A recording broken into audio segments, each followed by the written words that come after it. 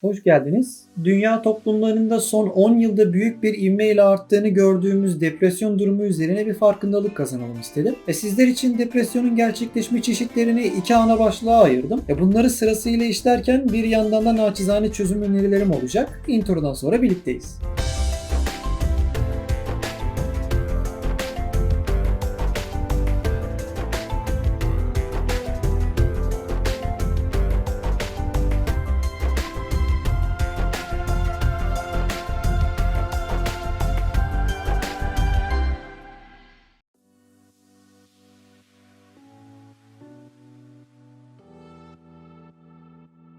Mutlu günler. Sizler için sınıflandırdığım depresyon çeşitlerinin ilkine içsel veya dahili depresyon, internal depression dedim. İkincisine ise dışsal veya harici depresyon, external depression demeyi uygun buldum. Bu şekilde İngilizce karşılıklarını da oluşturmamın sebebi uluslararası isimleri de olsun istememdir. Bildiğiniz gibi telefonlarda dahili ve harici hafıza bulunur. Ben de depresyonun gerçekleşme çeşitlerini kategorize ederken bu hafıza sınıflandırmasından yardım aldım. Çünkü durum aynı şekilde gerçekleşmekte.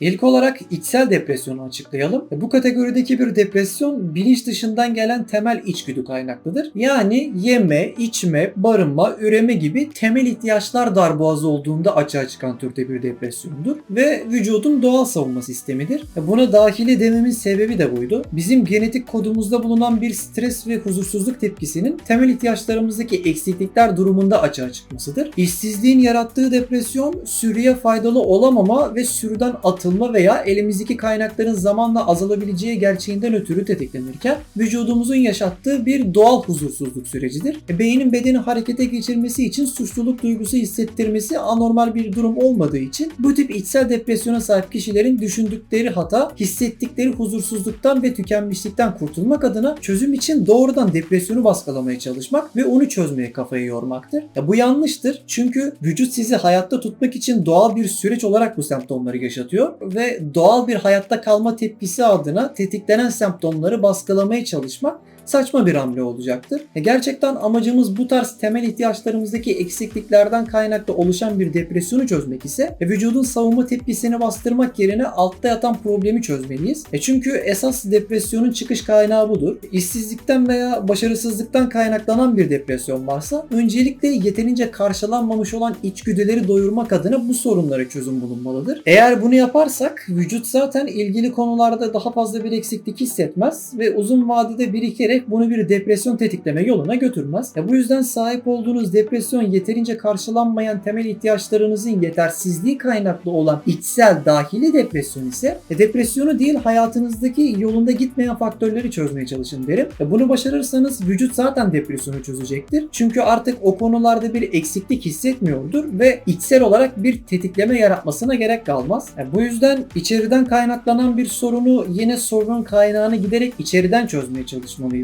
Sorunun yol açtığı semptomları baskılamaya çalışmakla değil. Kalıcı olan çözüm yolu tavsiyem budur. Diğer türlü ilaç veya başka keyif vericiler yoluyla sadece semptomları baskılamaya çalışırsanız dışarıdan içeriye bir çözüm dayatıyorsunuz demektir ve bu yöntem sadece geçici bir çözümdür. Çünkü altta yatan depresyon faktörünü çözemediğimiz sürece sarıldığımız o antidepresanları bıraktığımız zaman ilaçların baskıladığı yoğun iç sıkıntısı atakları bir süre sonra tekrar başlayarak kademeli olarak semptomlar artacaktır ve bu durum bir kedinin kuyruğunu kovalamasından farksızdır. Sonuç olarak DNA ile inatlaşmak mantıksızdır çünkü her zaman o kazanır. Bir yerde bitmeyen bir eksiklik varsa o huzursuzluk her daim doğal olarak tetiklenecek demektir. İkinci çeşidimiz dışsal veya harici depresyon. Adından da anlayabileceğimiz üzere bu tür depresyon ilk çeşidin aksine dışarıdan içeriye gerçekleşir. Tıpkı bir harici hafıza kartı gibi bunu dışarıdan kendinize siz yüklersiniz. Bu sizin kendinizden olan fazla beklentiniz kaynaklı olup gerçekte ihtiyacınız olmayan ve lüks olarak adlandırılabilecek somut veya soyut olguları sanki bir ihtiyaçmış gibi algılayarak vücudunuza bu şekilde tanıtmanızdan ileri gelir. Bu durumda vücudumuza gerçekten ihtiyacı olmadığı şeyleri fazladan bir dert olarak yükleriz. Bunun sonucunda normal şartlarda tetiklenmeyecek olan temel ihtiyaç kaynaklı huzursuzluk semptomları bu kez yapay olarak oluşmaya başlar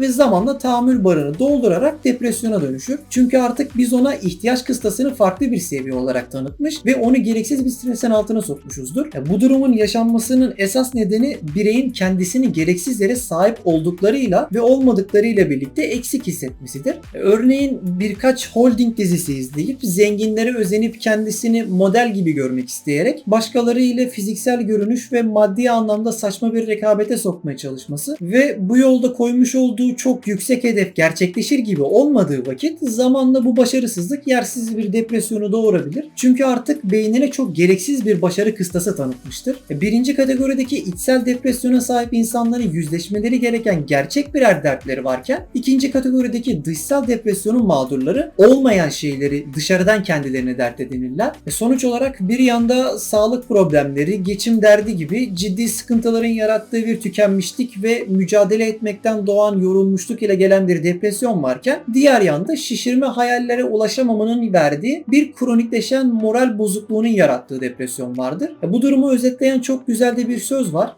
Herkesin mutlaka bir derdi vardır. Kiminin ekmeği bayat, kiminin pırlantası ufak. Öte yandan bir bireyin aynı anda hem içsel hem de dışsal depresyon mağduru olabilme ihtimali de vardır. Fakat hangi tür dertlerine daha çok kafasını taktığı bu kişinin karakteri hakkında da bazı ipuçları verir. Özetle gerçek insanların sıkıntıları da gerçek, yapay insanların sıkıntıları da yapaydır. Belki de iki taraf için de yaşam şartlarını değiştirmek bu kadar zor olduğu için daha çok semptomları susturmaya çalışıyorlardır. Bu videoyu artık burada bitiriyorum.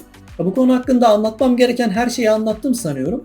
Bundan sonraki konumuz neden eski şarkıları bu kadar özlüyoruz olacak. İlginizi çekerse beklerim.